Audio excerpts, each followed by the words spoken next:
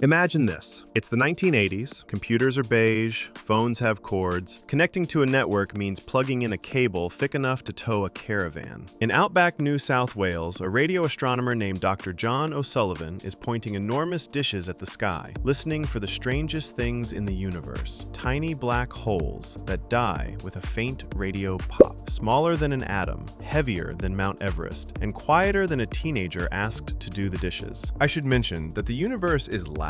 Those little pops arrive smeared, echoing, hopelessly garbled, like a voicemail from your nan on a windy day. To find these whispers in the cosmic static, O'Sullivan and his CSIRO colleagues build a mathematical superweapon, fast Fourier transforms, a way to take a scrambled, echoing mess of a signal and unscramble it. Unfortunately, O'Sullivan and his colleagues were not able to find black holes, but fortunately, they were able to find something else. By 1992, the world wants wireless computers, and everybody's stuck on the same problem. Indoors, radio waves bounce off walls, floors, ceilings, and that hideous filing cabinet in the corner, arriving at the receiver as a chorus of echoes. Engineers call it the multipath problem. Everyone else calls it, why doesn't this work? 22 of the world's top research groups were throwing money at it. Motorola, IBM, the big guns. Motorola's best effort weighs 3 kilograms and moves data at the pace of a snail with commitment issues. A handful of Australians at CSIRO's radio physics division, O'Sullivan and his team, Terry Percival, Diet Austri, Graham Daniels, and John Dean, looked at this reverberating mess and thought, hang on, echoes smearing a weak signal? We've seen this before, in space. Their idea is elegant and cheeky. Don't fight the echoes, outsmart them.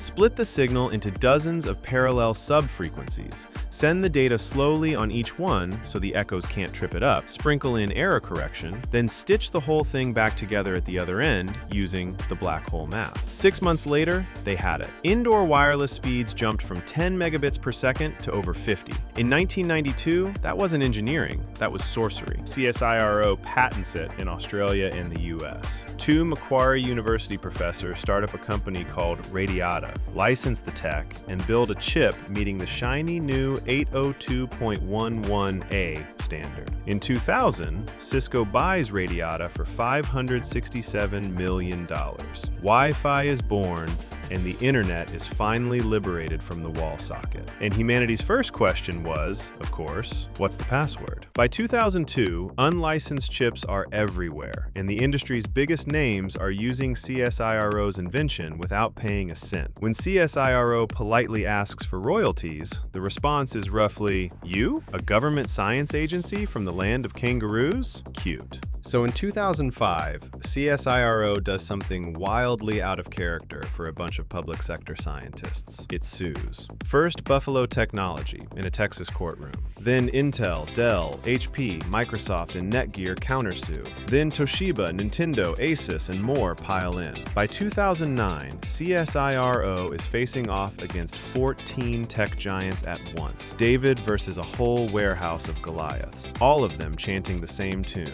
Your patent's obvious. It's old hat. It's invalid. Then the wall cracks. HP blinks first and settles. Within days, the other 13 fold like cheap deck chairs, roughly $205 million. In 2010, CSIRO goes after the carriers themselves, AT&T, Verizon, T-Mobile. By 2012, they've settled too, for another $220 million. Total haul, around $430 million, flowing straight back into Australian public coffers. The patent survived over a decade of legal assault, multiple invalidation attempts and re-examinations. Today, the technology sits in more than 15 billion devices. Now, skeptics will tell you the ingredients were old and the whole industry was heading there anyway, but as Percival told the court, the genius was in how you glue it together. So the next time your video call freezes, don't curse the Wi-Fi. Somewhere in that little blinking router is the ghost of a black hole that never exploded. And the Australians who listened for it anyway. Thanks for watching, and as always, keep imagining.